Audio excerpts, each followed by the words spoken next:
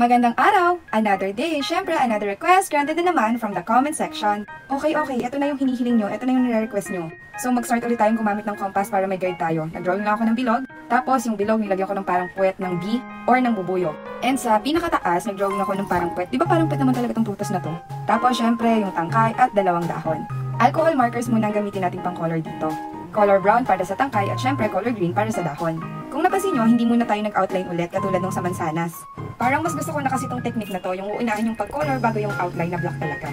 Pero syempre, bago nyo ito magawa, kailangan muna mayroon tayong pencil na drawing, na sketch. So nag-color na ako, color orange yung ginamit natin para sa prutas na peach.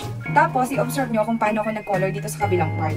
Hindi ko pinuno ng color orange kasi lalagyan natin yan ng color yellow. Eto, lalagyan natin ng color yellow and i-blend natin ng mabuti. So dodoblehan nyo lang ng dodoblehan ng color yellow or papatungan nyo yung color orange para mas magmukhang dark and para ma-blend yung color yellow. Diba ganito naman yung color ng peach, yellow and orange. Akala ko nga hindi ko ito magagawa kasi hirap talaga ako sa blending of colors. And of course, mag-outline na tayo ngayon. Huwag nyo masyadong madaliin yung pag-outline para mas maging maganda yung kalabasan. O diba, nakita nyo yung talagang details ng ating peach. Lagyan na rin natin ng details yung dahon. Kanina hindi muna natin nilagyan niya ng details kasi kakalat lang pag nilagyan natin ng color. At syempre, huwag kalimutan ng highlights, share this video, and comment your requests.